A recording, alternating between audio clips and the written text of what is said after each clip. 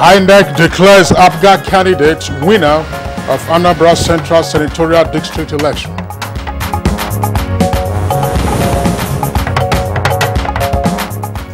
United Nations appoints Nigeria's Minister of Finance into Pension Funds Investments Committee.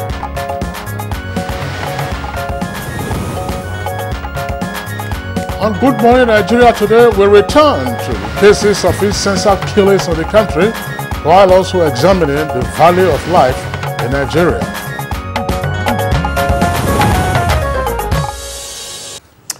All right, I'm sure we all know that President Muhammad Buhari has expressed shock and sadness at the wanton killings and attacks across the country. Now, he has claimed at one time that, and we quote, "We seem to have lost value for human life," unquote.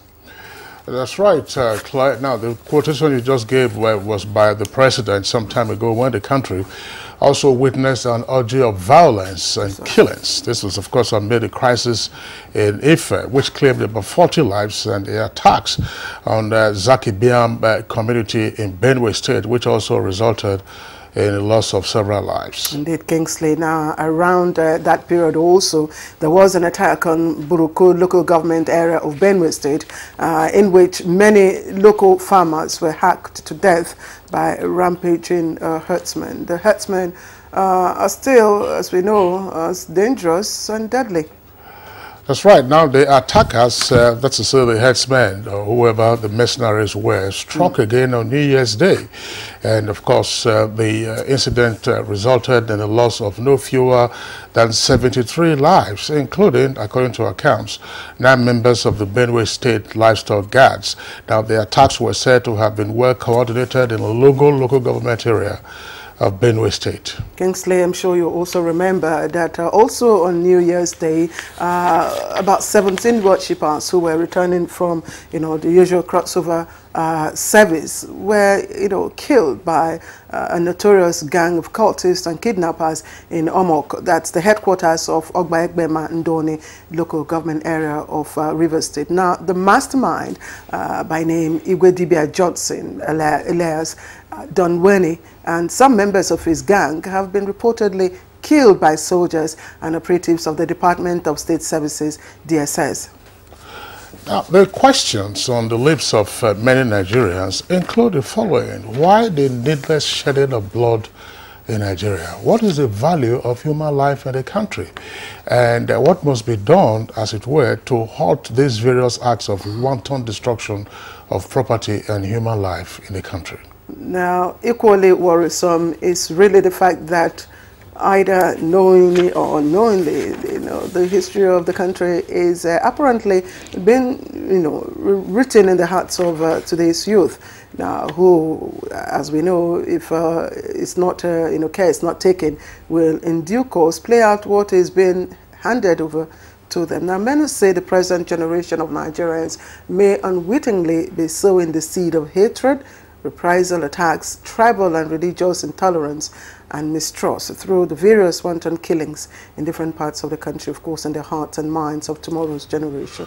So that's why concerned Nigerians are indeed clamoring that governments at all levels, including other stakeholders, must urgently rise to the challenge of quelling the current disturbing killings that have gone on with impunity. Now, the future consequences, as clearly indicated, of today's injustices and oppression will certainly blow the country no good.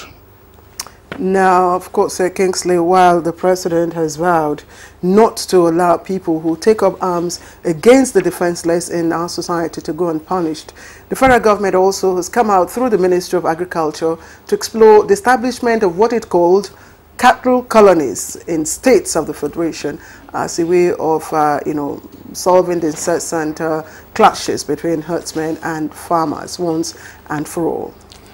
Now, 16 of the country's 36 states are said to have indicated their willingness to donate some 5 hectares piece of land in each of the states for the cattle colony. Now, even though some of the governors of the states have also vowed to have nothing to do with the cattle colonies idea. Now, what is the concept of the cattle colony? If it has worked in other climes, What makes it suitable for Nigeria's circumstances? And will the setting up of the cattle colonies truly be an antidote to the incessant killings that we have witnessed as a result of the clashes between herdsmen and farmers? Kingsley, very pertinent question, that you've raised, and same question that many older Nigerians are asking. Of course, will the cattle colony be a final solution to this incessant attacks on, of course, innocent Nigerians? Those are some of the questions we will be putting across to our guests on this edition of the program. It's Good Morning Nigeria as always, and we'd like to appreciate you wherever you're watching from. It's been broadcast on the Nigerian network service of the Nigerian Television Authority, NTA. Of course, you know by now that it's Africa's largest television network. There's no doubt about that. I am Claire Delabo Abdul Razak. Welcome. I'm Kingsley Osadola. I join Clay in also welcoming you to the program, but the course of which we shall have our regular companion segments. And this, of course, will include the business section. There will also be a newspaper review, sports and others. And by the way, the Australian Open kicked off today as the first Grand Slam of the year. You're not a tennis ball, by the way. But don't forget, in our discussion segment, we're taking on a very serious subject matter, which has to do, in part, with the wanton killings that the country has witnessed in recent times. And there seems to be no let-up. Well, I do know that Venus Williams is also taking part in that. She is taking part, but Serena Williams, the queen of the courts, is still nursing her baby, so she's off. All right. All right, so let's join Claire now. Let's give us the highlights of the morning news, and thereafter we'll take business. All right, here is the morning news. And following the peace meeting by the Inspector General of Police, Ibrahim Idris, with Fulani and Tiv communities in Lafia of Nasarawa State, the IGP and Governor Umaru Tanko Al-Makura have followed up with a tour of the border communities to assess the security situation and drive home the message of harmonious coexistence.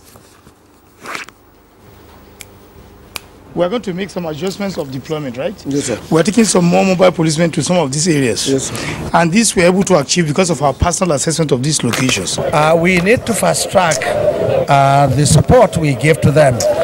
What I consider most prominent, most fundamental is to ensure the increase of security, to also have security operatives to go along the border towns where these people have deserted, to ensure that there are no vandalization of their houses or food items. Meanwhile, as part of the ongoing review of the country's security apparatus, the Senate Ad hoc Committee on Security Infrastructure has engaged the Benue State Governor, Samuel Otom, in a discussion on the way forward. The interaction is sequel to the killings by suspected gunmen in that state.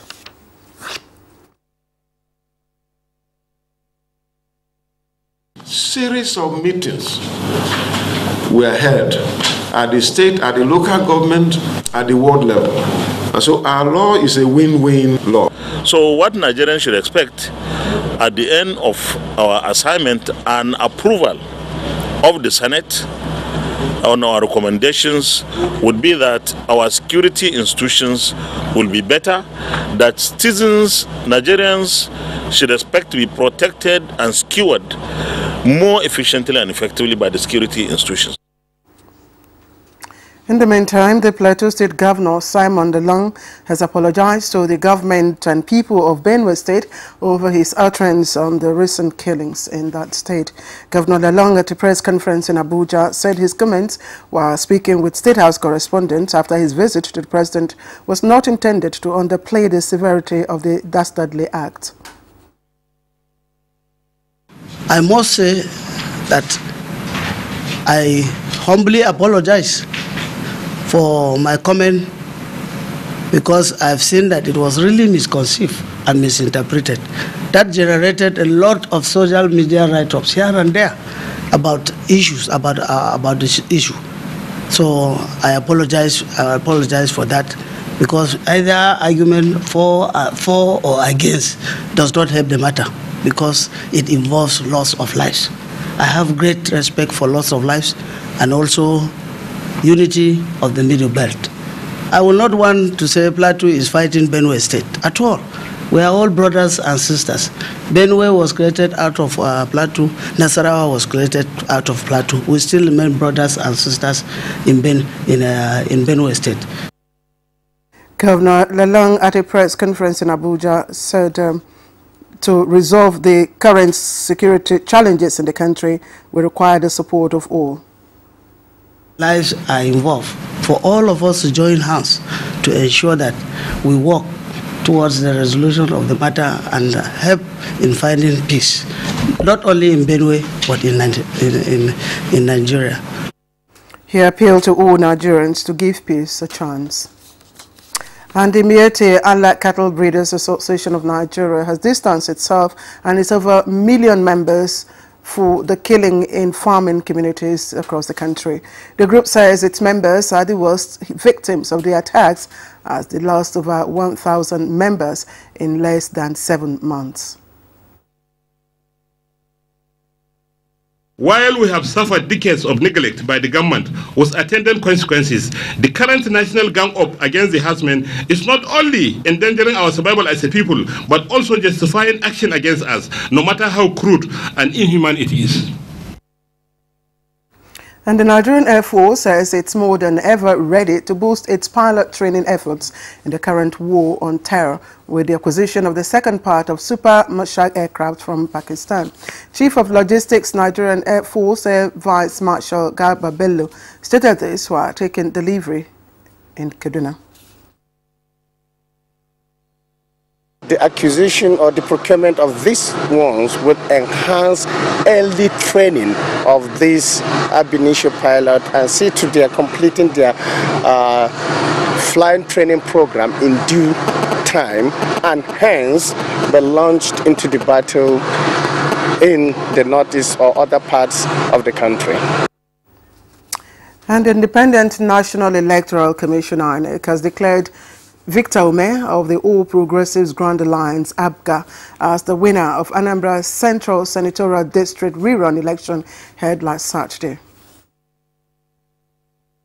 I hereby therefore declare that Chief Sir Victor Ume Chubunoyelu Ume of ABGA, having satisfied the requirements of the law and scored the highest number of votes, is hereby declared the winner and is returned elected.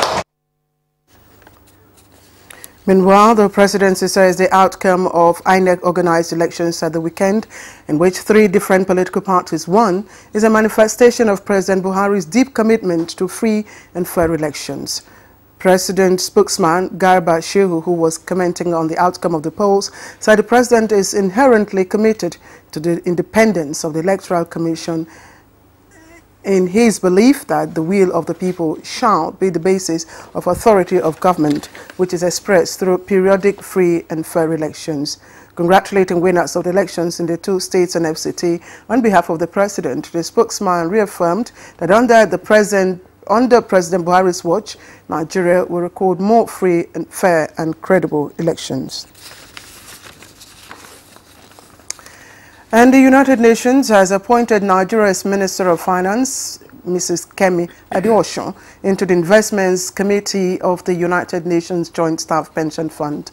The Under-Secretary General of United Nations, Jean Beagle, who confirmed Adeosun's appointment, disclosed that the minister would serve a 1-year term of office effective from January 1, 2018. A statement by a special advisor, Media and Communications to the Minister of Finance, Oluyinka Akintunde, said the decision to appoint Mrs. Adeosun was taken at the 55th plenary meeting of the 72nd session of the General Assembly. Jean Beagle congratulated the minister on her appointment and wished her success.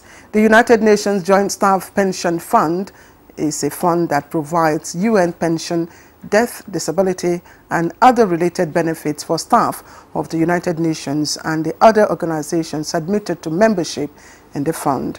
It currently serves 23 member organizations with more than 128,000 active participants and approximately 70,000 retirees in nearly 200 countries. Meanwhile, the minister has accepted her appointment by the United Nations into the Investments Committee of the United Nations Joint Staff Pension Fund. And a total of 560 stranded Nigerians in Libya breathe a sigh of relief as their plane touched ground in Nigeria at 11:57 p.m. Saturday night. The migrants, who were the third batch returnees under the federal government's repatriation program, are part of the over 5,000 Nigerians expected to be brought back from Libya. Some medical officer examined them and they felt like 3 of them are having psychological illness, which we are already aware of, and we are going to take care of them.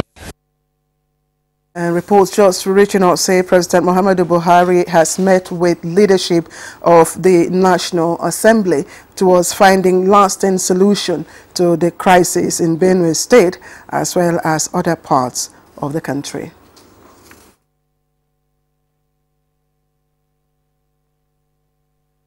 He's spoken to us about the situation in Benue and what exactly the government is doing in order to bring it under control. But, you know, as leaders, it is not our responsibility to share what the president has briefed us with the media.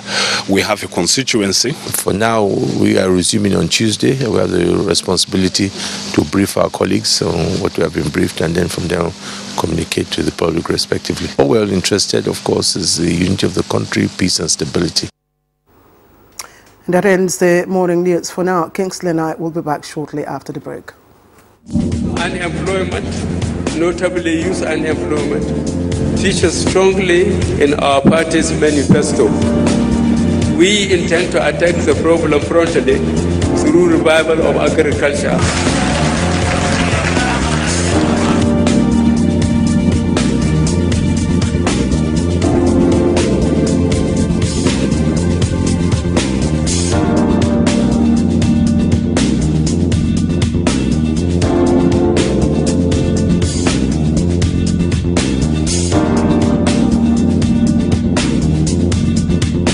The 30K is going a long way. Actually, I bought an acre of land for 60K like 2012, and presently I have a cassava farm and a yam farm.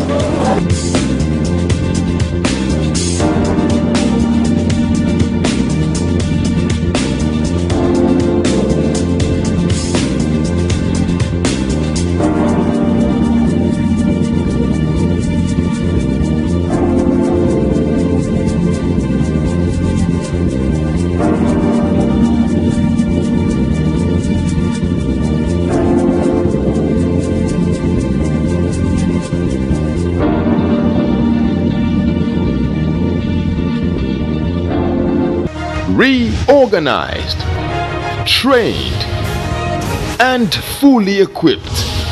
We are the new improved Nigeria Police Force. We fight crime. We bust syndicates. Whatever the crime, wherever the hideout, the Nigeria Police Force will get you busted. Stop kidnapping, armed robbery, murder, pipeline vandalism and other criminal activities. Be productive. Be security conscious. Join the police force to secure your life and property. This message is from the Nigeria Police Force Public Relations Department. Does it mean you are in paid employment if you have a boyfriend or girlfriend? A boyfriend that cannot put his girlfriend on a weekly or monthly allowance. Is that one a boyfriend? Is a relationship a job and you must get paid? I've been needing like 20 to 25K. I transferred 15,000 naira for you some days ago. Your rib-cracking comedy, Professor John Bull, takes a detailed look at this trend in this episode titled Meal Tickets. In our days, we enjoyed cutlet family love, not cupboard love. Exactly. Now you keep quiet, young man. An episode that comically explodes the myths and misconceptions surrounding relationships and defines the employers as well as the employees in this unusual job situation.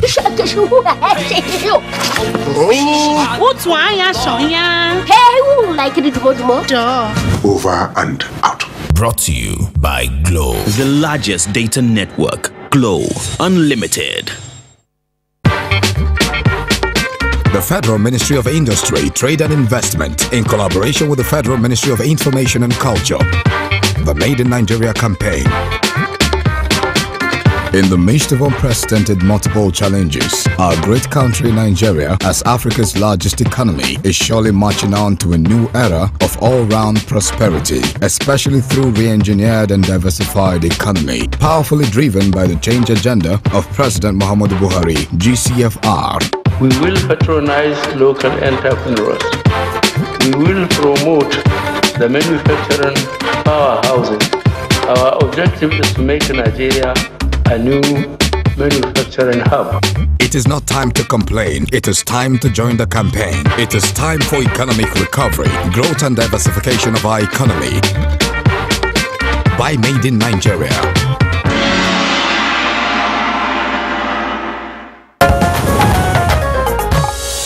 All right, now it's time for us to take some business stories. Of course, we'll take a look at the rise in oil prices and what might happen in the course of the year if OPEC maintains current production levels as agreed at its last meeting. Plus, what happens with regard to diversification of sources of revenue for the government. Let's join our correspondent for details of the stories. He is Kolo Muhammad. Hello, good morning, and as always, thank you for joining us on Business News. Nigeria's economy is tipped by the World Bank to grow by 3.1% in the year 2018. This, according to the World Bank, is predicated upon recovery in investments and improvements in manufacturing and trade. Globally, commodity exporting developing countries like Nigeria benefit from rising global commodity prices. This, in simple terms, analysts say is diversification. Even though, while the tone for diversification has been set for the country's economy, Professor Ebere worries that the government's earnings are still tilted towards one direction. Our non-oil contributors to the GDP are diversified. We have many. But the income of government is not diversified. And that's why people make the mistake of saying Nigeria's economy is not diversified.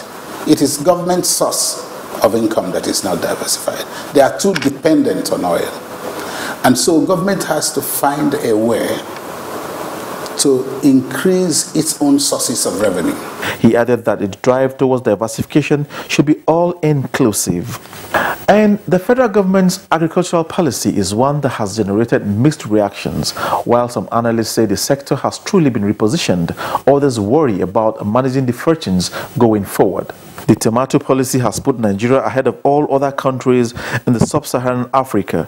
This means more tomatoes for local consumption and export. The absence of efficient and readily available storage and processing equipment have led to huge losses in the past. An expert in renewable energy who fabricates solar dryers and refrigerators says the solution is within the country. It's the area of solar dryers and solar refrigeration system. Most times we lose about 30 to 40% of our perishable product from the farm to the market. If you harvest tomatoes in Kaduna or Kano and you want to transport it to Lagos to the market, 30% of it is lost on transit. That means if we have our solar refrigeration systems, which can even be on the trucks or even in the farms or in different forms, it will reduce, it will close that gap, and that wastage can be saved. The solar dryer, he said, can be used by multiple farmers in clusters at the same time. And crude prices broke out last week, hitting a fresh 3-year high at $70 a barrel. These analysts say it's attributable to robust demand in relation to supply, especially from China, whose daily demand has reached 8 million barrels per day. Prices will likely continue to climb, especially if OPEC members choose not to default in the supply cut deal renewed last year, expected to run through 2018. And finally, the Nigerian Stock Exchange opens the week's trading today. We shall bring you market trends subsequently. And that's business news for this time. Good Morning Nigeria continues in just a moment. Many thanks for your time. All right, thank you to Kolo Mohammed for the business package. Coming up next is newspaper review.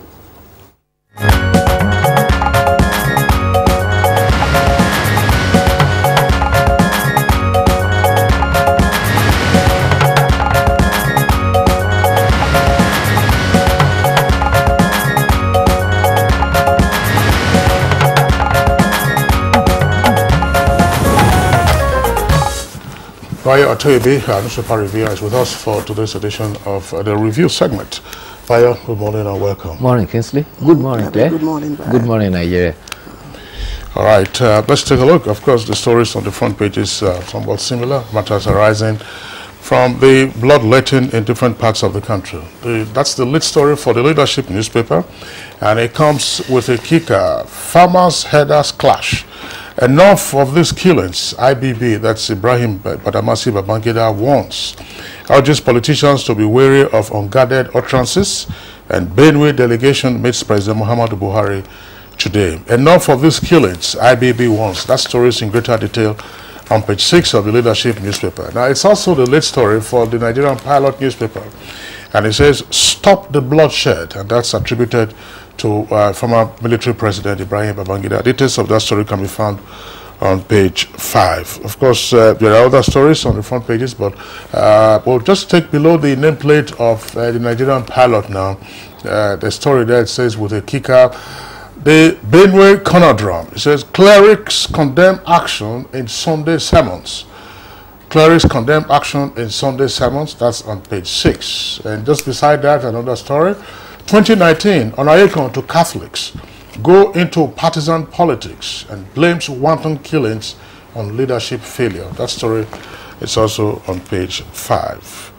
And all right, let me take on the Punch, and again, it has a headline story: killings. Buhari meets Benue leaders today, and comes with 2 riders: Fulani headsmen or killers, not victims. Taraba government.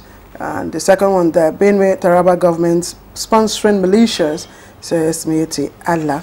And there's also another major story, but this time just outside, of course, Nigeria. The picture story is there, but we will deal with that presently. Let's, Bayo, let's talk about the president meeting with Benue leaders today.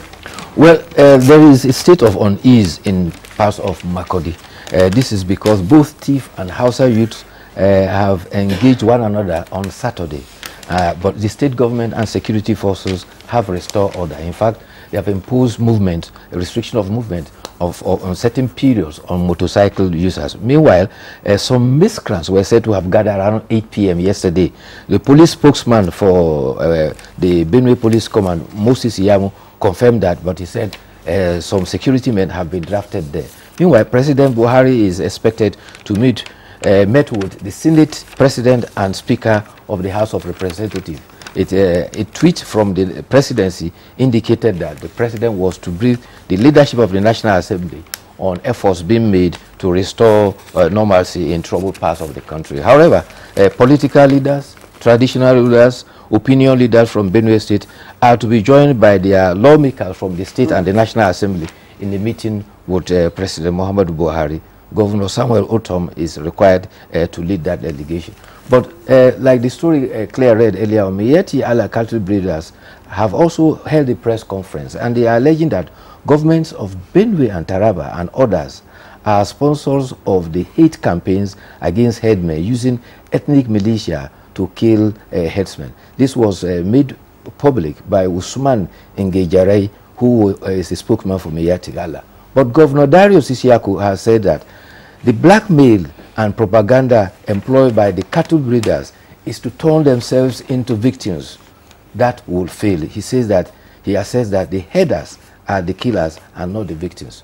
But there is another group, they call themselves Gan Ala Full Day Development Association, GAFDAM, and their spokesman is Sali Bayeri, and he says there were 413 grazing reserves that has been gazetted. None of them is functioning except about 20.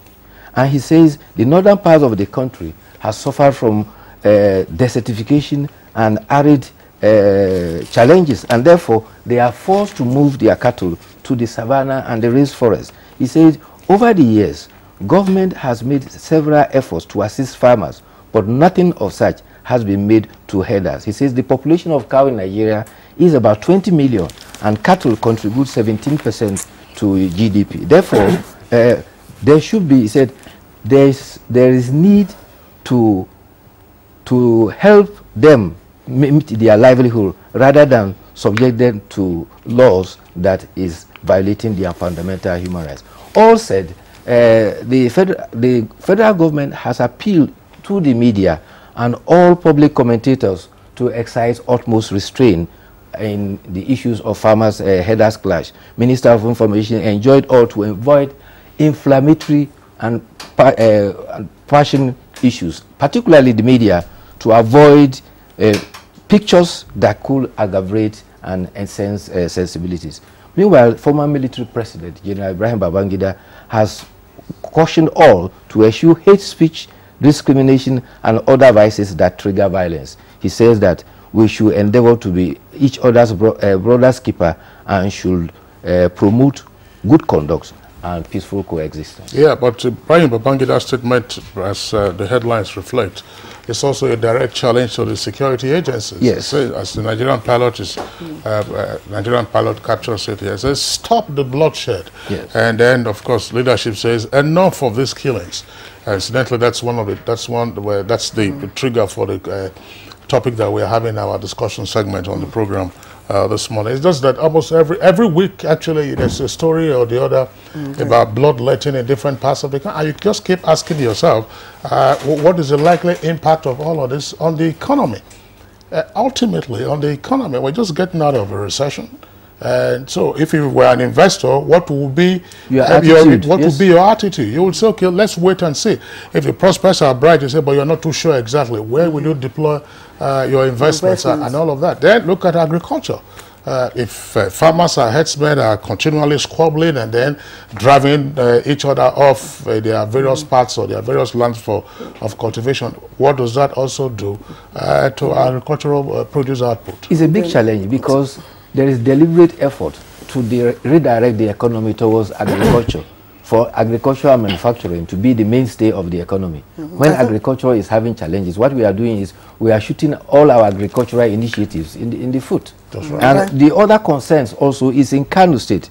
Governor Abdullahi Ganduje's followers and those of Senator Rabi Musa Kwankwaso also clashed in Charanchi area, in Gwali local government area. This is about the second or the third time they are clashing. And if care is not taken, but now that we are warming up towards 2019, there could be more crisis there. So the leaders must begin to set good examples as peaceful leaders and not being incubators for crisis. Indeed, the headline on the front page of the Punch is quite alarming, you know, coming from if indeed the Taraba state government, you know, is saying this, and then the Mieti allies also, you know, blaming, counter blames and all that. It's really not. In the meantime, we have corpses all over the place. You know, all right, so let's take other headlines. Claire, yes. let's say before we come to the editorial. Yes, okay. Yes. Well, all the other headlines are just, except of course Kingsley, that the plane, the plane that skidded off the airstrip yesterday, and it's right there on the front page of the Punch. You can see the aircraft there. We understand, of course, that all the passengers on board, of course, went away unhurt. Yeah, absolutely. They were safely evacuated from the aircraft. Bio, two or three other stories very briefly from the Nigerian pilots. Right at the foot of the front page of the Nigerian pilot. David Mark receives miraculous healing. And it says how he was able to use his legs again. And then it says 481 billion naira budget padding. Court compels federal government to probe National Assembly. There's also a story there on former international, that's Wilson Oruma. It's on the sports segment. It says ex-Super Eagles stars to raise funds for Oruma, and NFF pledges to support Nigeria at Russia 2018. All right, let's quickly look at Babayo, just quickly look at the editorial on the blueprint. It's talking about drug abuse being worse than terrorism, and of course the call by the chairman of NDLEA, to declare a state of emergency, saying that it's the huge amount of the drugs like tramadol usually found in the Boko Haram camps. It's an indication that most of them perpetrate the act of terrorism under the influence of drugs. Yes, that drug has been a challenge, and more so because our population now, mostly among the youth, we have many of them who are unemployed, and they find a pastime in resorting to submerge their problems in drug abuse, and that is why it is going on the increase. In fact, of recent, there's been alarm in parts of some states that even women are now indulging in this so seriously, and they tend to point to the crisis between husband and frequent divorce as a factor of this. This meeting between NDLA and the NAFDAC, I think, is a positive step towards finding a solution. Talking about criminality now, a Nigerian alleged to be a trafficker in Libya has been arrested. She is known as Hajia Aisha, but her real name is Maria Oda. She has been arrested and said to be responsible for about trafficking 80 ladies into Libya, Spain, and Italy for prostitution.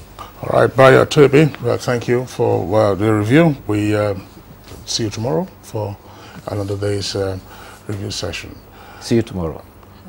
All right, so let's take a short break now. When we return, of course, we'll be dealing with our principal item for discussion. Hate speech is not a joke. It incites genocide and crimes against humanity. Most of Africa's civil wars are caused by hate speech from one tribe against another. We don't want it here. The Nigerian government stands firm against hate speech. I was distressed to notice that some of the comments, especially in the social media, have crossed our national red lines by daring to question our collective existence as a nation. This is a step too far. One nation bound in freedom, peace and unity. Nigeria, one nation, one people. This is a public service announcement brought to you by NTA. John is so cranky with this rash. See, many babies suffering from diaper rash, especially when using cloth or low-quality diaper instead of Pampers. But money is so tight. It's true, but it's such a waste to spend so much on products to clear diaper rash rather than Pampers with built-in lotion that helps prevent rash and keeps baby dry all night long. Even in tough times, our babies must come first. Nigerian Pampers, #1 choice of pediatricians. NTA TV College Jos, an affiliate of the prestigious Ahmadu Bello University, Zaria, is organizing a one-month short course on online news reporting. The course is scheduled for 5th February to 16th March 2018 at the NTA TV College premises, Rayfield, Jos. The cost for workshop is 100,000 naira per participant, accommodation inclusive. This course will be targeting professional journalists and those wishing to pursue courses in this field. The course will be teaching participants the act of using mobile phone cameras and digital cameras to generate reports and how these news stories, photos and videos can be produced or even published straight from the field, making the news production process faster and more efficient. Take advantage of this opportunity. NTA TV College, training you to be the best you want to be. For inquiries, contact the academic office on 0806 908 9807, 0816 956 1843. Hey, great news! Oral-B has just been voted Kudos #1 quality toothpaste of 2017 by you. So even though times are hard, as a mother, you know that Oral-B is good for your family's oral health because they deserve the best. It's great value because it protects you against tooth holes and gum problems that can lead to tooth loss. It strengthens your family's teeth and gives them all-round protection. So remember, protect their future. Oral-B for healthier and stronger teeth in 1 week. The time has come for Nigeria to take her rightful place in world sports with the first national grassroots sports festival to discover and prepare sport talents and develop future world champions for Nigeria. The festival date is 3rd to 10th March 2018. Venue is the National Stadium, Abuja, packages A and B. This is the opportunity for you to promote your brand through the festival. For broadcast sponsorship, which include live broadcasts, highlight shows, and TV fans show, contact the chairman, chief coordinator, Angelo Peter I. Elosia, or Nick Onyishi.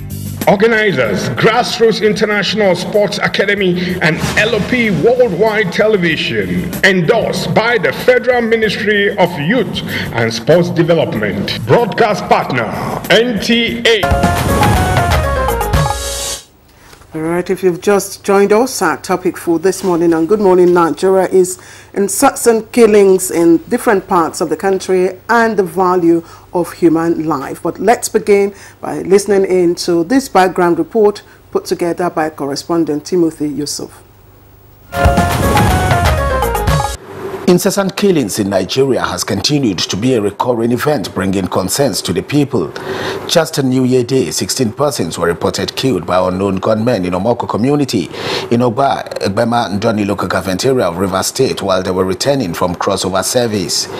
Apart from this incident, 6 communities in Guma and Logo local government areas of Benue State also came under attack by suspected herdsmen. Reports show that 71 persons were killed in the attacks while several others sustained various degrees of injuries.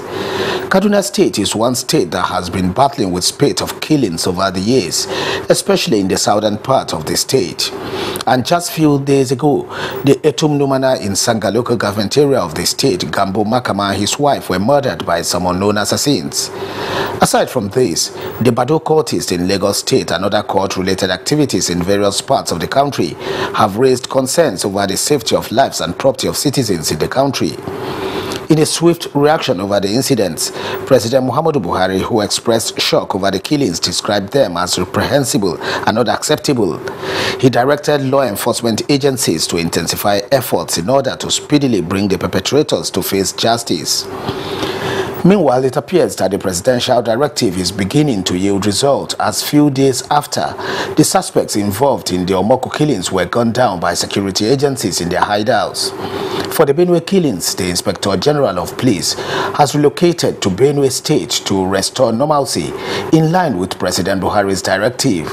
In the meantime, the federal government, through the Minister of Agriculture and Rural Development, Audu Ogbe, has proposed establishment of cattle colonies, saying it is a measure to quickly curb the incessant bloody clashes between farmers and herdsmen.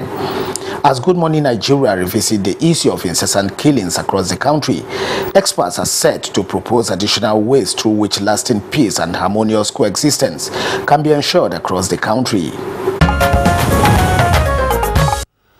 All right, Timothy Yusuf, thank you very much for that report, but we also apologize for some of the visuals if you found them quite disturbing. Of course, as we indicated, my colleague Claire and I, as well as, of course, we just had in super review, we have had the number of these killings going on in different parts of the country. Kaduna is there, Rivers is there, we also have Taraba, Adamawa, Benue, of course, Zamfara, and then the epicenter of Boko Haram, which is Benue, and all of that. But not just by class farmers and herdsmen, but that's terrorists, and then you have all kinds of criminalities that are taking place. But of course, the peg for our discussion this morning has to do with what happened some days ago in Benue, where at least 73 persons were murdered, and we have been joined at this time by the Commissioner of Police, who is in charge of Nasarawa State, but of course has accompanied the Inspector General of Police on this current special assignment in Benue State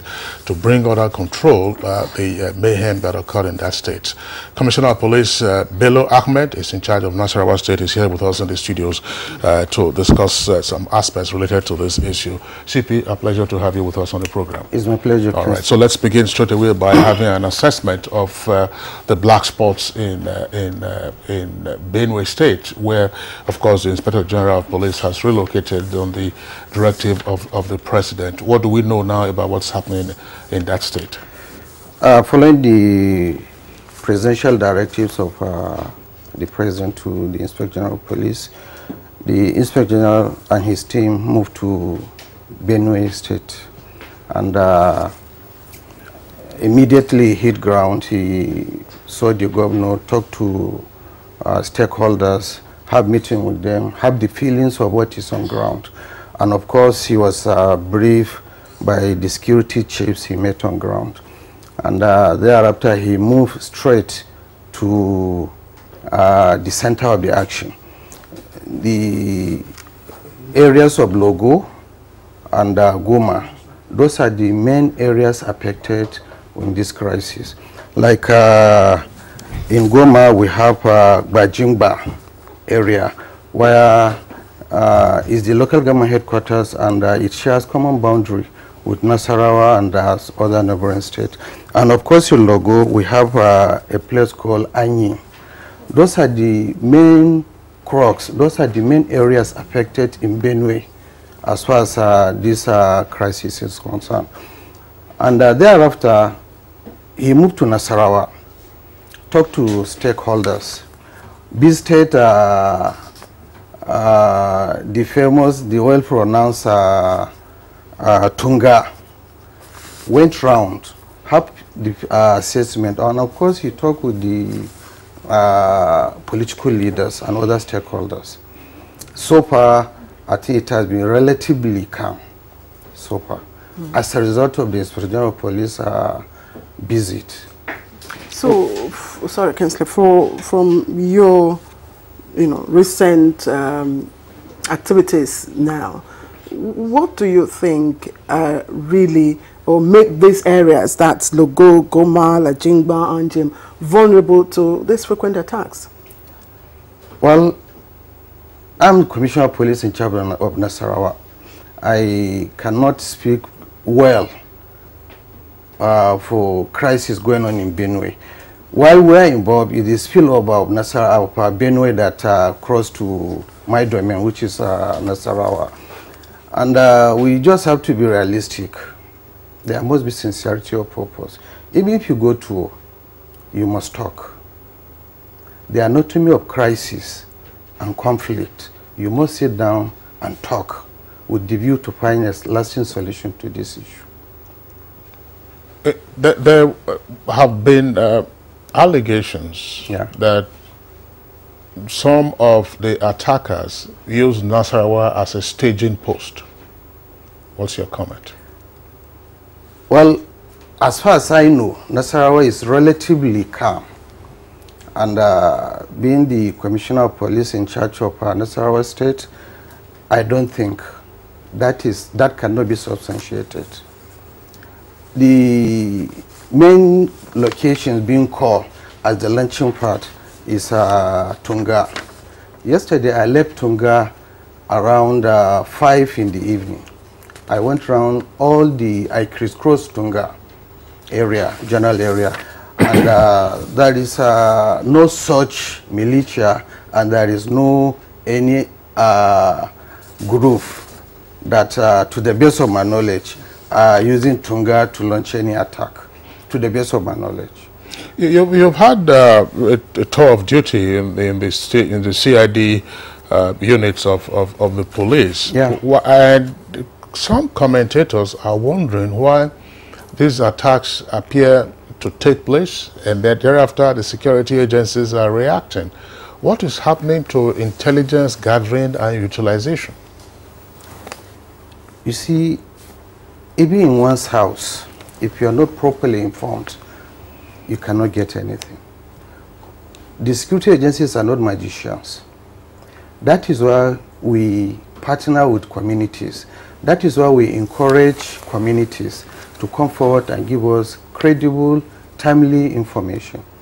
And as far as I know, there is no information given that does not, that we don't x-ray it and utilize it. During the IG's visit, he posted crack detectives from his monitoring unit and for CID with the view to nip all these crises in the bud. And they are doing a good job. They effected some arrests and investigations are ongoing. At the appropriate time, I believe the IG will come up with a details report to the nation. All right, CP, earlier on, in response to my question, you said you cannot tell us why those areas in Benue are vulnerable to attacks. We do also understand that some of those communities are border communities between Benue and Nasarawa. That's correct. So if you're not aware of what is going on there, how are you deploying your resources and your solutions to address the issue?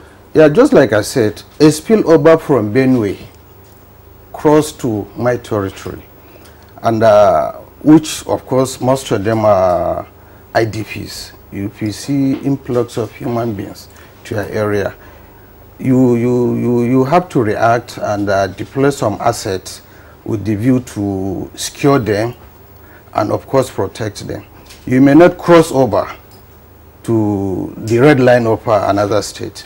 At the moment, we deploy about 5 mobile units stretch the border town, and since we've done that, I'm telling you, there is no attack. Even the movement is curtailed, and those are the border villages. They are back. Most of them are going back.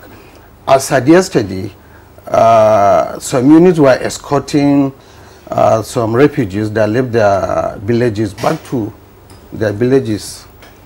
Hey, can we have some more information about the persons who have been arrested? Because earlier you were talking about the fact that some crack detectives from the Inspector General's office have been deployed and they have made some arrests. Yeah. Usually, of course, the security agencies are quick, to bring on television or other media platforms kidnappers or kidnap kingpins who have been arrested. So who are those that have been picked up now in the areas of conflict? I'm not part of the investigation team. There were details from the Inspector General Police Office, and at the appropriate time, I believe the IG will do the needful. I'm also wondering, because this is a point that some commentators have written about, and you find the issues played out from time to time in the media with regard to arrest of perpetrators of these various incidents that have been condemned widely, that police officers and men are also victims, and it would appear that nothing is done to the perpetrators of these unlawful killings. Kingsley, the visit of the Inspector General of Police to the crisis areas boosted the morale of almost everybody in terms of logistics. More logistics were sent, to the area. For the fact that they've seen the Inspector General with them at the front line, of course, it's a good moral booster. And I'm telling you, everybody is doing his best. The personal morale is at the high, is very high, and the equipments are there to complement their effort. And I think we're doing a good job. All right, CP, we know from what you told us earlier on that you're just a few months, in Nasarawa State. Yeah, that's correct. Yes, but we also know that Nasarawa State has had its own share of these, clashes between farmers and, and herdsmen. So do we know what really is the trigger, for these clashes, even in Nasarawa State? What is illegal in one community may not be legal in another community. Or may be legal in another community, sorry. From what I heard is the anti-grazing law that sparked the crisis in Benue. There is no anti-grazing law in Nasarawa. And as such, we cannot implement what is legal. If there is if the law allowed grazing in Nasarawa State, we cannot stop it. So what's the trigger for Nasarawa State? There's no crisis in Nasarawa. But Nasarawa has recorded, presently there may be no crisis. There is no crisis in Nasarawa, as far as I know now, right? But a spillover of crisis that erupted in Benue. Well, look, Commissioner of Police, just another point, Claire, for us to pursue. Is the Firearms Act, is it dead? Firearms Act is very, very much active. So why do you have people going about with all kinds of assault weapons, and then we are seeing the many dead bodies all over the place, who obviously from expert witness, expert evidence or other testimonies are persons who have been taken down illegally through the use of these assault weapons? Well, laws are made to be implemented. And as far as I'm concerned, any person seen with any illegal weapons must be arrested, and they are being arrested. Like I said, police and other security agencies, they are not magicians. Although we are part of the community, any credible information given to us, I assured you there will be positive and immediate response. All right. Your deployment, again, I'd like to refer to it, to Nasarawa, is probably to help sustain, the relative peace in Nasarawa. We know, of course, there's no crisis, but you're going there at this point in time is to help sustain, the peace on ground. So what are you going to do? What proactive measures, have you considered? At the moment, all the stakeholders, all the major actors in Nasarawa, we are in touch with them. All the village heads, all the church leaders, and of course the imams, we've been talking, and there is assurance Nasarawa will not be party and will not be part of this crisis at the moment. And that is not enough. Like I said, we have additional 5 units of police mobile force and some other crack teams. And I assured you, Nasarawa will remain peaceful, and it's peaceful and it will remain peaceful. There's a point that was made sometime in the past that some of these attacks, usually herdsmen and farmers, occur in very remote locations, and that the law enforcement agents, let's take the police for instance, because you have several other agencies, they cannot possibly deploy all their personnel to all the nooks and crannies of a particular jurisdiction. What do we know now about the crisis spots or the spillover areas with regard to deployment? Because if those remote locations remain vulnerable, nothing stops the attackers from continuing, to play havoc. What we are doing in Nasarawa now is to have a wave of deployment, a stretch of deployment, and that will take care almost the entire boundary villages. But like I said, if you look at if you know the typical setting of TIV communities, you'll see a pocket of them of maybe 3-4 houses. Then you will go to like a kilometer or so, another pocket of build-up. We may not cover every inch of that boundary, but at the same time, we deployed a kind of patrol mechanism. Patrol vehicles are used to complement the human deployment.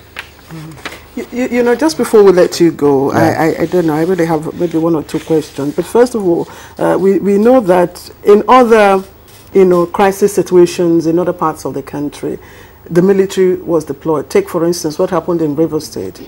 The military was deployed to, immediately fish out the perpetrators of the act.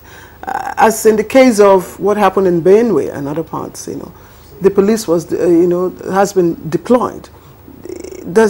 I don't know, can you explain that for us? Why the police and not the military? Because these are questions that, people, are asking. Is the police overwhelmed in this police, in this case, is not overwhelmed. Police is capable, competent to handle this crisis. And cast your mind back, since the involvement of Inspector General of Police on this issue, the matter is virtually coming down. Okay, we are capable, we are competent to handle this matter. And it's just a matter of hours. There's curfew in Benue now. Would you say that is coming down? Yeah, it's coming down. The issue, from what I was briefed, the issue of Benue is not part of this crisis. It happens inside Makurdi. This crisis is in the villages, not inside Makurdi town. I'm wondering, it's just one last question for you. Please. You've talked about the deployment of additional personnel. Of course, we also read about some special mobile police units being deployed. Often, and we have seen this in the course of elections, you have your men deployed, and within a week or two, the same men that have been deployed will begin to complain about welfare. They say that, look, the allowances have not been paid, they have no access to food, they have no this, and then you begin to have the counterproductive effect of such deployment. What are we saying this time? I wish this studio will move to the crisis zone. Let's go. Sorry. You know, Kingsley, again, final question. Yes, I'm told to round you up, but I just like, because you've had quite a background of experience dealing with crisis situations, and probably this is the push for your deployment to Nasarawa State. Do you think that what is pulling this, issue is a genuine reason, maybe for access to, to grace, or is it the fact that Nigerians have lost, a sense of value for human life? To be honest, our political leaders should sit down and talk. That's the honest truth. All right, on that note, we'd like to appreciate the Commissioner of Police in charge of Nasarawa State, but who's also been with the Inspector General of Police on this ongoing tour of assignments to calm the crisis locations in Benue State. Commissioner of Police, Bello Ahmed, thank you for being with us. It's my pleasure, Kingsley. And I wish you luck in your assignment. Thank you. It's my pleasure. All right, so let's take a short break now. When we return, we'll continue with aspects of the discussion.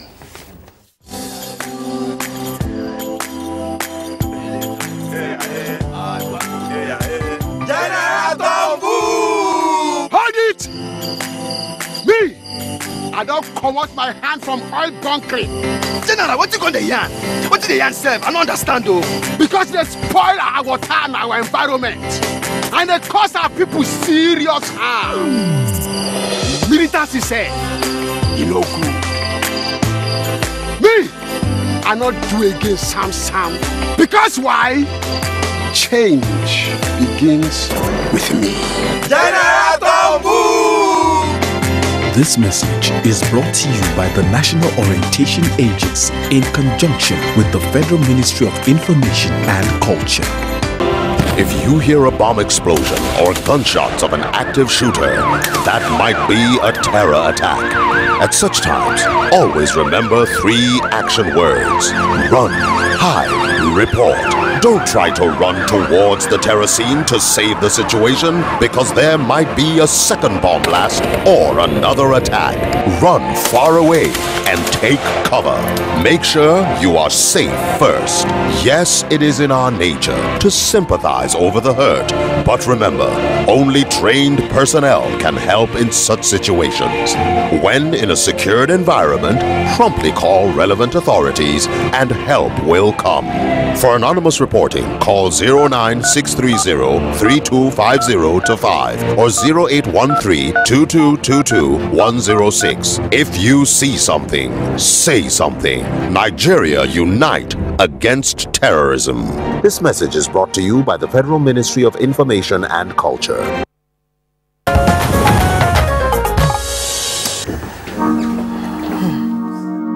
Nigerians. Suicide bombers are not spirits. They are not ghosts. They are human beings like you and me. They live amongst us. They are your neighbors. They are your friends today, but terrorists tomorrow. So you must know your neighbor now. Security begins with you and me. Know your neighbor. Be vigilant. Be security conscious. Report suspicious persons, objects, and movements to the police and other security agencies. The security of our nation is a duty for you and me. If you see something, say something. Nigeria, unite against terrorism. This message is brought to you by the Federal Ministry of Information and Culture. You are watching NTA, Nigerian Television Authority.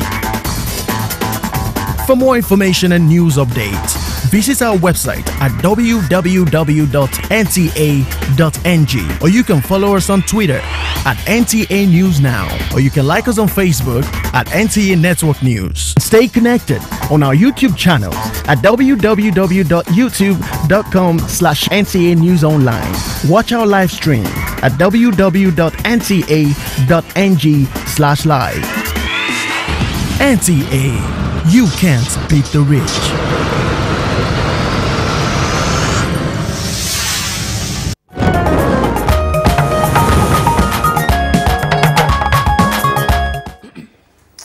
Right, welcome back. If you just joined us, we're right on time for the main discussion. Of course, we've got our guests right here in the studio. Let me start quickly by introducing Chairman, Senate Committee on Media and Public Affairs, Senator Sabi Abdullahi. He's right here with us. Thank you very much for joining us. My pleasure. Thank you for that. All right. Also with us is Professor Joseph Golwa, former Director General, Institute for Peace and Conflict Resolution.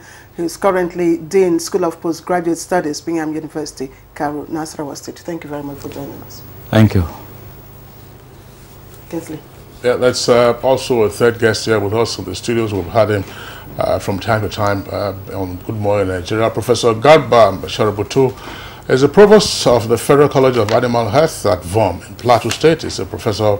He was also the deputy chairman of a committee set up by the Inspector General of Police to deal with issues of cattle herding and cattle ranching, or otherwise clashes between farmers and herdsmen. Professor Sharabutu, pleasure to have you with us again on the program. It's a pleasure. Even though we're not discussing a pleasurable topic. And just to add that distinguished Senator Sabi Abdullahi is also a veterinary doctor. So that qualifies him essentially to also discuss aspects of the issues that we're talking about. But let's begin with Professor Joseph Golwa, who is the former DG of the Institute for Peace and Conflict Studies, Conflict Resolution rather. Professor Joseph Golwa, look, the way we tried to frame the discussion this morning has to do with the wanton killings in different parts of the country. At various times, you have, of course, the Boko Haram issue is still there. Thousands, tens of thousands have been killed by Boko Haram, according to various accounts. Then you have crisis in Kaduna State, you have crisis in Adamawa, you have it in Rivers, you have it in Zamfara. And then the trigger for all of this being what is happening in Benue, of course, attributed to the conflict between farmers and herdsmen. How do you, as a conflict scholar, situate all of this and the fact that perhaps we do not appear to have a full apprehension of what the fuller consequences might be? Thank you very much. Indeed, the consequences are very much with us, especially when we look at the lives lost, properties destroyed, the insecurity and tension on a daily basis, and to the regular occurrence of these crises, particularly the one at hand now, for which we are discussing, the herder-farmer conflict is becoming a greater threat to peace and security in Nigeria for very obvious reasons. We have, for a long time, failed to address this issue. We will be focusing mainly on the way forward, because if we want to discuss the areas of failures and weaknesses, that will not be the time for now. And I think there's been failure on the part of all of us. We are guilty in one way or the other. The government, the stakeholders, and we have every opportunity to address these issues. Today, we have crisis in our hands. I believe that the only way we can situate this is to become much more sincere in the efforts we take to be able to address this issue. One, for a long time, we knew that before colonial era and immediately after the colonial period with independence, we didn't have this kind of crisis. The traditional mechanisms that were on ground were quite formidable and were very, very effective. Over the years, we have appeared to jettison this, and so we have a lot of problems. And I would think that the first thing we need to do is to begin to think of addressing the issue by educating our people, what we call peace and conflict sensitization. And that will cost a lot, but it is better. We need to explain to the herders and the farmers concerning the better, greater benefit of peaceful coexistence than to allow this crisis to happen before we begin to respond lately. All right, Professor Gowa, thank you. Let's again bring in Professor Sharbutu here, who is also Deputy Chair of the Police Committee on Cattle Rearing and Grazing, Reserves. Now, let me begin with the President's quote, of course, in his reaction to, the incessant killings and blood, letting across the country. He said, Nigerians seem to have lost the value for human life. And my question will be, have Nigerians really lost the value for the sacredness of human life, or is there much more to what is happening? Yeah, thank you very much. Let me say that the statement of Mr. President is very apt, it's realistic, but I think, like you said, there is much more to it.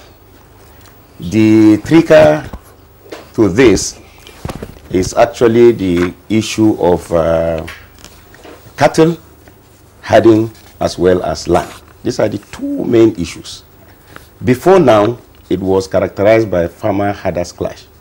But you can see it has now progressed into other dimensions. You cannot talk about this issue now, currently, without talking about the issue of indigenous settlership issue, because this is becoming the root cause of most of these crises. The second dimension is the criminality that has been introduced into this concept. And the third is the lack of trust. These three issues are very, very important. Now, how do we situate it? We situate it from the concept of looking at agriculture as a business. Livestock not excluded. But you see, there are different approaches to development of different types of economic activities. The process by which you develop livestock and be self-sustained is different from aircraft, is different from spare part dealing, is different from any form of economic activities. On the part of livestock has to do with movement. And if you curtail movement, then there must be a strong policy that will definitely take care of this movement to substitute it. Of course, so many policies have been promulgated. Where we are getting it wrong is when policies are passed between different units of organizations with cross purposes. Explain. The federal government has a policy, for example, in the first instance, before now, of grazing reserves. Some state governments do not think of recent that it is good enough. Then the federal government came back to say, we want to propose a policy on ranching. Not all state governments key into it. Today, again, we are talking about colonies, and not every state government is keying into it. Now, with this conflict of approach, we are saying that we are a nation that has no single direction. The best thing to do is to have, like the National Economic Council, sit down, absorb all the various strategies as far as livestock development is concerned in this country, and make sure that virtually every state and local government key into it. But by the time you have a situation where everybody is doing its own thing separately, it's going to be a problem. Let me just interject here, because you talked about the fact that different economic activities have different approaches to development, farming, likewise livestock. Before now, before these heightened clashes between farmers and herdsmen, the different communities were living, were coexisting peacefully. So what happened? Well, from our own investigation, you see the reduction in land, because land is central to this. The reduction in land and the demand for land has actually brought about the issue of competition for a very, very scarce resources. And like I said, once you do not take care of the issue of movement and regulate activities, I have said it here, that the agricultural sector remains the unregulated sector of our economy. The Kabu people are registered. Motorcycle, drivers are registered. Even aircraft registered. Every economic activity is being registered. The only segment of the Nigeria's economy that is not seriously being regulated is the agricultural sector. People farm right up to the middle of the road, up to the shoulder of the road. Cattle move without direction nowadays. Now, what we are advocating is to say this economic activity that centers on livestock production, we should look at it comprehensively and begin to find a way of regulating it. Now, when you regulate something, that means that thing is in existence. If you ban, there will be no regulation. And let me mention the segment of regulation I'm talking about. You have a cattle herder that because he is too busy, he allows his children to go and graze. You allow grazing in the night. This does not all go well. That is one. Two, when you have all the riches of this country, most of the riches of this country are centered in the bush. You have economic trees in the bush. You have minerals in the bush. You have human beings in the bush. You have cattle in the bush. And criminality is perpetrated in this forest and brought into the town. The forest has remained unregulated, unmonitored, unpoliced. Most of the security agencies that we have in this country are centered in the town. The military men are in the town or on the roadblocks. The police are in the roadblocks. We have another peace group coming. They are going to be centered in the bush. Who is policing all those riches in the bush? All right, Professor Sharabutu, thank you very much. You raised a number of pertinent questions. We'll come back to you, and then let's continue to dissect the issues that you have raised. Let's bring in now distinguished Senator Sabi Abdullahi, also, as we indicated earlier, a veterinary doctor. So you're familiar, of course, with, shall we say, behavior of animals, whether it be animal diseases and so on and so forth. But essentially, what's your reaction to what we see playing out? You're from Niger State, and there have been reports also occasionally of conflicts between herders and settled farmers. Well, thank you very much. First, let me say that my heart goes out to those who are affected by this very unfortunate and unnecessary conflict, not just in Benue, but across the entire country. For us in the National Assembly, we are saddened by all this development, and I know for sure we are not just lying down. We have a very strong committee under the Senate leader to look at the totality of the security infrastructure in the country. And in fact, they've even visited Benue State as we speak. Now, it's hope that at the end of the day, we're going to look at the totality of these issues because they are not an isolated case. It's a web of issues. Now, having said this, permit me to say that also that because of the sensitive nature, there is this saying that there is a time to speak your mind and there is a time to mind your speech. Perhaps this is not the time for us to speak our mind, because this is the time for us to mind our speech and to say things that will help in resolving this issue and contribute enormously in looking for solution. And I think that is the most important point we have to begin to look at. Now, the issue itself, no matter how we go round and round, I think from your topic you said ending the cycle of violence. The critical issues are known, and they centered around first the issue of the feed resources for the animals, the issue of water, and the issue of course, the health of the animals wherever they find themselves. Now, these three things will continue to define the issue of livestock development. And unfortunately, like Prof has said, there is a total failure of the institution. The institutional framework that has been put in place from the traditional, which Prof mentioned earlier, to the very formal and even the economic, I think completely we have failed as far as the livestock sector is concerned. We have totally failed. And this is most unfortunate, because countries that have succeeded, what they do is not this rush hour action that we are taking. We are being too reactive, and that's why we ended up having issue of grazing reserve, which has been there with us throughout my career in public service. If you check the year budget, you will see gazetting of grazing reserve, gazetting of stock routes, and none of it happened because of the failure of institution. Then we are also looking at the issue of feed development. Today, as we speak, in those days, like you said, we have to know, why do herders move? And these are the three reasons I've given. Now, over time, the transition was such that when the feed resources is getting lower in the north, the southern part is lush. They try to move towards area where they will be able to get feed resources for the animal. And I think it's in the process of this movement that we begin to see all of this crisis. Incidentally, like I was discussing with my colleague earlier, Abuja used to be a transition zone. The north central itself is a transition zone between the mostly savanna and Sahelian region and the forest area. Now, the forest area is having this issue of trypanosomiasis, for example.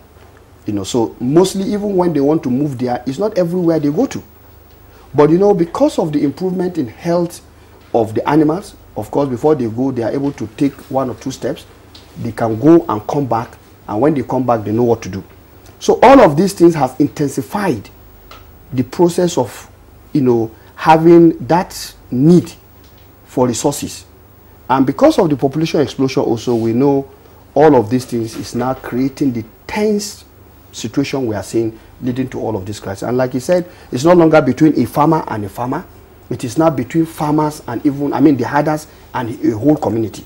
So if we must address these issues, government must do 1, 2, or 3 things. Just before we get to that, I'd just like to ask you to explain certain things, because even today, the movement route now includes even developed cities. Even right here within Abuja city, we'll see, of course, flocks of cattle, moving. Can you tell us a bit? What happened to the grazing reserves, for instance? It's a law which, of course, you have acknowledged has been gazetted. Professor Shaributu has talked about it. What do we know about its implementation? What has happened to it?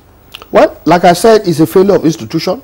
I was in the Federal Ministry of Agriculture, and if you look at our resource allocation for development, the livestock sector has perpetually been abandoned. In the sense that when it comes to budgeting, you treat livestock as one commodity. But when you take crop, you take cocoa, you take rubber, you take rice, you take maize, you aggregate them in that form. But when it comes to livestock, you say livestock rather than take it as cattle. And when you take cattle, the objective for cattle production can be either beef or dairy. They have different needs. You take small ruminant, sheep, they have different needs. Goat, they have different needs. Pigs, swine, they have different needs. Poultry, yes, is the one that because of the nature, confined nature, we've been able to succeed. So you don't get, the domestic chicken going very into a neighbor's house and doing all kinds. So it's not, but this is the situation. And so when it comes to resource allocation, we have done that. Now, for example, you need technology to support the growth and development of any productive enterprise. In Nigeria, we have National Animal Production Research Institute. Sometimes back when the Vision 2020 was being discussed, we said NAPRI should be unbundled, for example, so that you have a National Institute for Pasture and Feed Resources, so that they can begin to support the production of feed, that these livestock owners can be encouraged to be sedentary rather than to be moving about. Because if you can provide them with feed that they can actually feed their animals and gain weight and do all the objectives of their production, they will be encouraged to stay. But where this is not done, what do? They have to move. That is one. Two, the other aspect is that for you to get somebody to be in one place and to produce, it means you must have the capacity to feed these animals. As far as an animal is concerned, if you keep it, you must feed it. And you know it is inhuman and inhumane at the same time for you to keep an animal that you cannot take care of. That is not allowed. So I think these are some of the issues, and if we want to address all of these fundamental issues, honestly speaking, I think most of the things that I've seen being canvassed are not anywhere near the solution. All right, that's distinguished Senator Sabi Abdullahi. Thank you very much again for the perspective you've brought in, and Professor Sharubutu. Just one point, Claire, if you recall, when again we were discussing this subject, probably early last year, if I believe, that's 2017 or sometime in 2016, I did cite the example.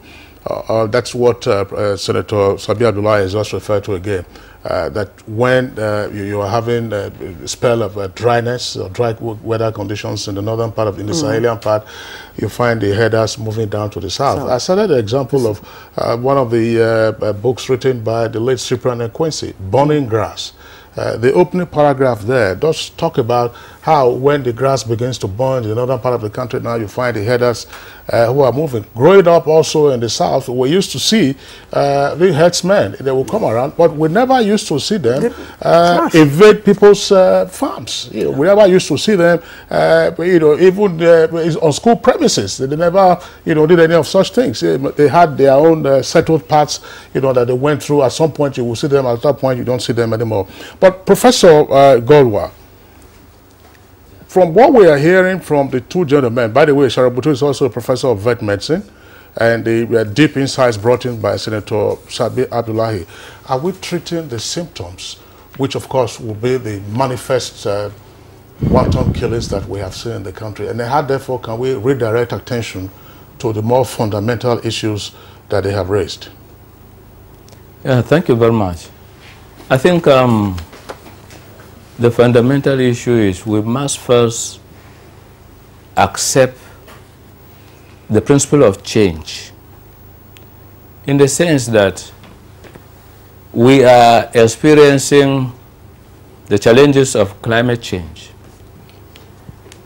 If roots were earmarked many years ago and there were no crisis, with climate change factors that have made those routes become centers of development now, the farmers are also being pushed using the principle of shifting cultivation, having to move to areas that possibly were earmarked as those routes. Why they were high level of understanding at that time was because they met and dialogued and discussed, negotiated. And I think that's what is lacking. If the farmers and the herders are able to discuss and negotiate. And like one of my colleagues said, it's a purely business issue. You discuss with the farmers and see what size of farms they will give you, and you'll be able to settle there. And there will be no crisis. So I think that principle of discussion, dialogue is missing. Secondly, we also have felt, like one of my colleagues said, the reactive nature of our responses is always a problem. We don't have a very, very strong early warning, early response mechanisms. There is none of these attacks that usually would come without some level of early indicators to the security agencies or even to the communities. If there were any collaboration between the security agencies and the communities and the traditional institutions, like I mentioned earlier, they will be able to apprehend this rather than waiting to always react. And our reactions always either come too late or come too little, and before you realize it, there is a lot of conflagration. So we need to have in place very strong early warning, early response mechanisms, and the intelligence sharing between the respective agencies must properly be coordinated. Professor Joseph Gawa, thank you very much. Professor Sharabutu, let's deal with an issue very quickly before, again, we'll come back to you to delve into some of the aspects we were talking about, regulating the practice of livestock husbandry. That's the animal husbandry. Where climate change is blamed for all of this, but how do we then reconcile this? Some persons have asked the question that the Federal Ministry of Agriculture, for instance, has been singing, and the facts are there. The National Bureau of Statistics has also confirmed that throughout the course of the recession, for instance, agriculture sustained positive growth. And some of the data that made agriculture sustain that positive growth came from crop farming. And some of the crops are also being farmed in the Sahelian region. So how do you reconcile with the fact that say that you don't have the feed available for them wherever they are and they are drifting south? Yeah, you see, you're quite right. The point about the growth in agricultural activities, particularly crop, is not just restricted to crops that provide feed for these livestock. You talk about cassava, you talk about potato, you talk about yam. All these contribute in the rise in what we are actually earning from crop. As it is today, for every livestock farmer or pastoralist that wants to go into the utilization of crop residue, that understanding is there. I can tell you from our own study, that understanding is there. If you go on the high plateau today, if you see the relationship that exists between the herders and the farmers, you'll just be marveled by what is happening, because the traditional rulers within the plateau state have come into, they have interceded into discussing together with the Fulani people that had earlier left. A good number of them have come back, and that understanding is there. So for every animal you see on a farmland eating farm residue now, there's that understanding, and there is this discussion. Some stipends are being paid to the farmer for them to utilize the crop residue, because explain crop residue. Crop residue means corn stock. That is after harvesting. You have the corn stock that the cattle actually consume. So they usually approach the farmer. That is, if you have a good understanding with the traditional rulers, they intercede and they mediate. So that is so it has nothing to do actually with the consumption of real livestock. The animal component that consume livestock is more of fish and poultry. But these other ones, the cattle, sheep and goat, actually depend on the remnants after harvest. And in fact, it gives more money to some extent to the crop farmer than even the real crop. So the bottom line is understanding. Now, back again to bottom line in this particular instance is understanding. Back again to the work you did for on the Inspector General of Police committee. Of course, if you have submitted your report, it's like a flown arrow. You probably have no control over it.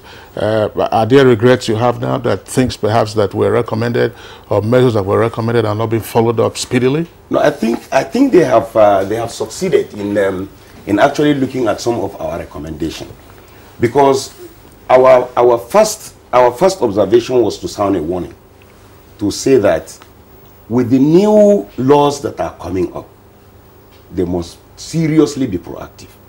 Proactive in the sense that whether we like it or not, wherever there is grass, just like distinguished senator says, the cattle will move there, even without control. Okay.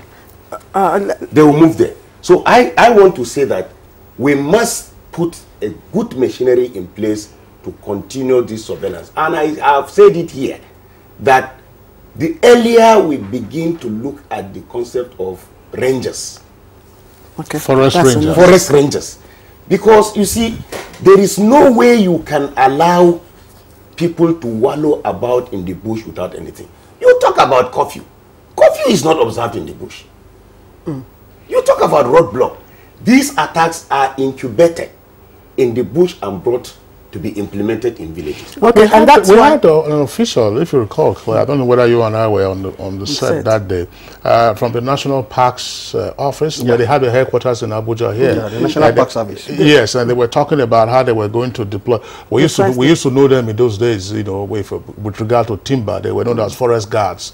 But that would appear. That's the point that Professor Sharubutu is drawing our attention to one more time. Yes, Kingsley, that's why I like us to interrogate. I had wanted to say that, you see, what we have as rangers today are mere people that use catapult and be moving into the well, look at that concept. That's another template or model. Distinguished Senator Abdullahi, let's look at the various templates or models, that are being thrown up now. Benue is, has started the anti-grazing reserves policy. Plateau is doing the ranching. The federal government has come up with the cattle colonies. All of this, can we put them into perspective? How might they address the issues at hand? Well, I think for me, they are just measures being taken as a reactive measure. In the first instance, like I said, we need to ask ourselves, what are the fundamentals? That I have a ranch, I close it up, and I put animals there, and they cannot get feed from that same enclosure. You think they will stay? They won't stay. They'll break the barriers. That is one. Two, you said the grazing reserves. That was what we had before. And unfortunately, many people bastardized it, and people started going there to encroach on the land, and so on and so forth. For me, fundamentally, it's all about identifying the core reason why animals are kept, because they remain a very strong national resource, an economic resource. They are important for our food, nutrition. And if today we really want to take that development very seriously, we need to begin to put in place those things that will make it possible. You talk about water. Where would they get the source of water? If you know where these animals are, and incidentally, like I said earlier, failure of institution. The last livestock survey that was done in this country was 1990. We call it the RIM report. Every figure you see anybody quoting is a projection from that particular report. What do you have to say about the colonies? Because so the colonies issue you talk about is just about an aggregation of livestock owners staying in one place. Can they stay in one place where there is no water? Can they stay in one place where there is no feed? This is the issue. Like you asked him earlier about the crop residue. Today, if you go to the local market, if you want to buy crop residue to go and feed your animal in the house, it's available. But the question you now need to ask is there any government policy or support to make sure that it is not just at that local level, it is developed in a manner that is sustainable and affordable? These are the fundamentals. So until I see government taking responsibility in those two fronts, honestly, everything you do will continue to be a palliative. I just to bring you back again to institutional revival or resurgence to deal with all of this. Earlier you were talking about, say, the budgeting approach by the Federal Ministry of Agriculture. Yeah. From your experience, is this something that the federal government ought to have taken alone? What do we know of the state ministries of agriculture? I mean, what is their own immediate responsibility in all of this, in the matrix that you are trying to sketch? Yes, you see, this job if you look at animal movement, like he said, it involves movement. So it's interterritorial and interstate. So for that reason, the federal government still has a lot to do as a catalyst.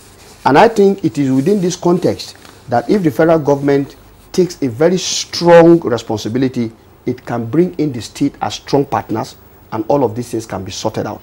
Now, let me make one point very clear here, that if you look at the whole of the scenario being painted, for example, nobody is even talking about how do you sustain the production cycle of our livestock in a manner that both those people who depend on livestock, because anywhere you see livestock herders or maybe livestock market, for example, if there is a very big livestock market in a particular place, if you go there and see the economic activity going around it, it's very key.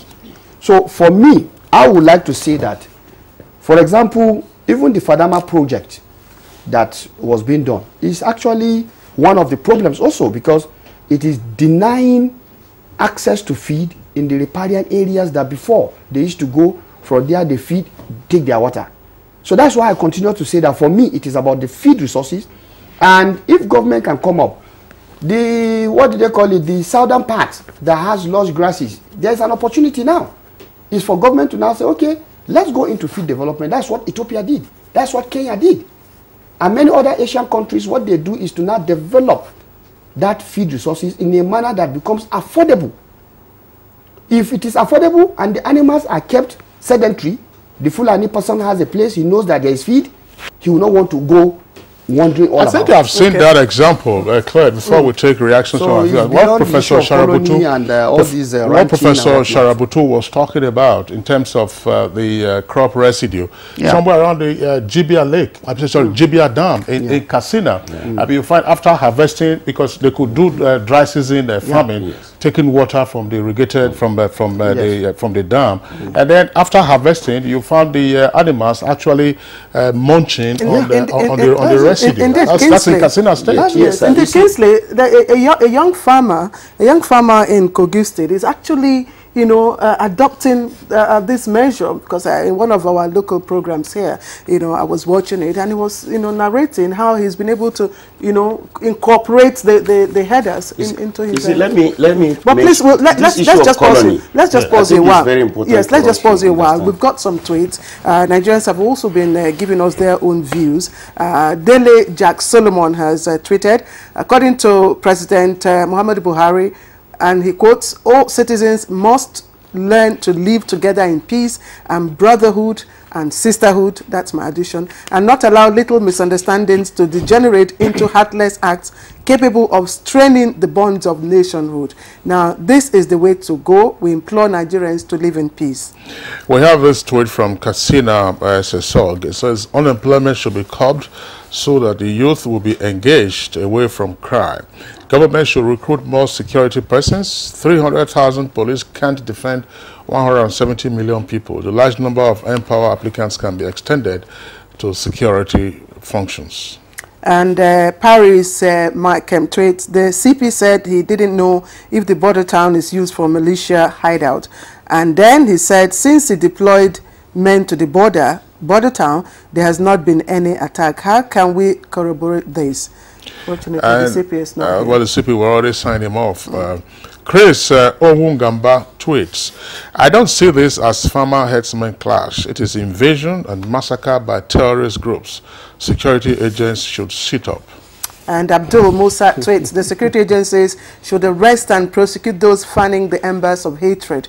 They are known to the public and they are daily making such statements without being cautioned. And Stanley simply tweets, to curb this, there should be occasional spiritual strategic intelligence, what he calls SSI, spiritual strategic intelligence. You bring in a jazz man into this or something? So right, Nigeria has great prophets and imams that can give solutions. All right, that's going traditional. Now, Cecilia Okoroma tweets, government must firstly rebuild homes, secure affected communities, and ensure peace reigns to achieve agricultural sustainability. Moritala Oke tweets, are we looking at the possibility of Boko Haram taking over cattle rearing? Incessant cattle rustling is a pointer. Cattle rustlers aren't necessarily cattle rearers. Professor Sharabutu wanted to speak on the proposed cattle colony. Yes, you see, the cattle colony as proposed by the Honorable Minister of Agriculture, that is one of the outcomes of the conference we had. The minister convoked a conference and supported by the FAO. And one of the principal issues we looked at was the production of seed. You see, if you have a disaster that befalls the crop, you have seeds to re-establish. But in that of livestock, we do not have enough stock. If you want to establish a ranch now, as the name is, you will not have 10 elite breeders that you are going to put. So the concept there is, let us try to begin by producing, seeds that will be distributed to people. And the implication there is to take this business of livestock to be the responsibility of whoever, irrespective of tribe, age, sex, or anything, rather than leaving it into the hands of maybe the pastoralists alone. As we are talking today, if you go to, I cite the example of Plateau State because I feel that the Plateau State model is a real model that can be copied. There is virtually no ethnic group on the plateau that is not into livestock production. So when you come in and these people that are interested in moving into livestock do not have the seed to start with, it becomes a problem. And so in the wisdom of the Honorable Minister, yes, let us look at states that are ready to give land and develop that into. It's not a solution. He's not giving it as a solution because I'm from the ministry. It's not a solution to the crisis per se, but he thinks that that will be a trigger for people to key into it. And by the time you have so many people go into livestock production, the development of cattle will come into being, and you find out that the issue of moving around may be curtailed gradually. All right, Professor Sharabutu, thank you very much. Professor Joseph Golwab, let's come back to you again. Let's return to the symptoms that we are seeing in terms of the clashes. Are we seeing enough in terms of public enlightenment? The point often was made in the past that for some persons in Nigeria, you could refer to them as a human GPS. And that the fact that wherever they went to, they also were aided by the fact that they heard a transistor radio wherever they were. Why has it been so difficult, for instance, to have public information management using all of this to educate them on what they would need to do to steer them away from, as some persons have said, taking the laws directly into their hands? Yeah, and that's one of the areas I had mentioned earlier, the failure of the authorities in that respect, because there's no way you will expect people to have a better understanding of whatever situation they are passing through without being sensitized about it and without being educated about it. Explanation, information, communication is very, very important. But if, like you rightly said, what was happening in the early years of our independence, up to just some 20, 30 years ago, these things are no longer in practice today. And I think that is where we have the problem. But government still has the capacity, if the will is there, to be able to have that kind of sensitization and publicity that can go around. With modern gadgets, it can be very possible. What do you also make? Again, this is not scaremongering. Now, in terms of the knock-on effect, we're already into the election year with the INEC announcing its timetable. If all of these are not contained and then we spill over into the heat of the campaigns, what might we expect? And therefore, as a forewarning to all those concerned. It is a forewarning for crisis indeed. You see, the Constitution permits, and even the electoral law, that wherever you are, you settle down, you can vote and be voted for, isn't it? Now, the implications of this is if we are not able to come out with proper guidelines and proper explanations, you will have a lot of crisis in our hands, because where the people are already settling, and by the time of registration for voting, you are bound to have crisis, because you will be expecting them to vote. Even if they have stayed there for 1 month, or for 1 year or 2 years, they will be expected to vote. So truly speaking, this would require a lot of education and explanation for people to understand. Otherwise, by the time we start the elections, you're going to have a lot of challenges and crises in our hands. All right, thank you, Professor Galwa. Gentlemen, our conversation, of course, is centered on looking for ways to end the cycle of violence, and we've all expressed some degree of skepticism, about some of the models that have been thrown up, the cattle colony, ranching, grazing reserves, and all that. But I'd like to ask distinguished Senator Sabi, by the nature of livestock, it's pastoral in nature. With all the models that we have canvassed, they are aimed at regulating the activities of the rearers. Now, how easy might that be? If you regulate the activities of these people, is that not interfering with a way of life that has existed for so many years? Well, I think it is not correct for us to say that livestock is pastoral in nature. Pastoralists are part of perhaps for us, they represent the larger chunk of people who keep animals. Like Prof said earlier, we must embrace change. We cannot continuously do the same thing over and over again and expect a different result, especially given the fact that the dynamics that made it possible those days have shifted. You talked about climate change. There's a lot of pressure on the need for these feed resources, even though you talked about crop residue. The issue is that if you check before, when they finish the crop residue in the north, that's when they now start moving. So that window before the north gets its own rainy season and then begin the process of farming is when they move down south. So it's a seasonal thing. But you see, the point is that we must begin a transition to modernizing livestock production, a transition to opening up the space for people to have the capacity to invest and keep livestock, either for beef, quality beef, or for dairy, good milk, because we all need it. So if government, for hides and skin. Yes, or for hides and skin. So if government wants to take all of these things, that is the first approach. And to my mind, first thing first. First thing first, we need the feed resources. Government must have a national program that will encompass all of these things we have talked about. I'm sorry to interject you. Senator Sabi, you talked already about the key areas, feed resources, water, and the health for the animals. We have a set of tweets. We are short of time now. Okay. But all of it, in terms of whether we are reviving the institution, what we need to do, what Professor Sharabutu has said, and the Professor of Conflict Studies. One point, we had the agricultural transformation agenda under the previous administration. Apparently, some of these institutional gaps were not addressed. Now we have the green alternative, which is the agricultural blueprint for the current administration. Are these issues addressed therein, or would you ask for a revision of that green alternative to accommodate the key aspects you just talked about? Sabi and Sharabutu, very quickly. Very briefly, you see, please. to a larger extent, the green alternative has provided avenues to solve some of this problem. The key point there is that the federal government does not have land. It is the state governments that have land.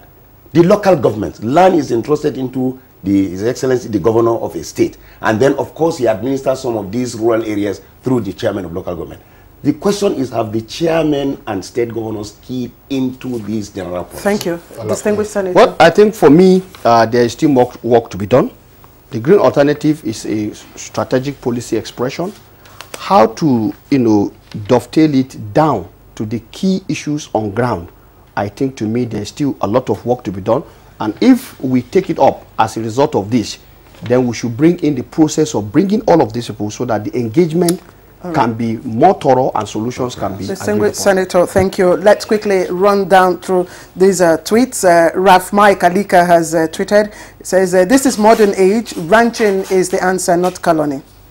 And we have this from Duke Agono. It says, what we, the upcoming ones, have not been told is whether cattle herding is a public government business or a private one.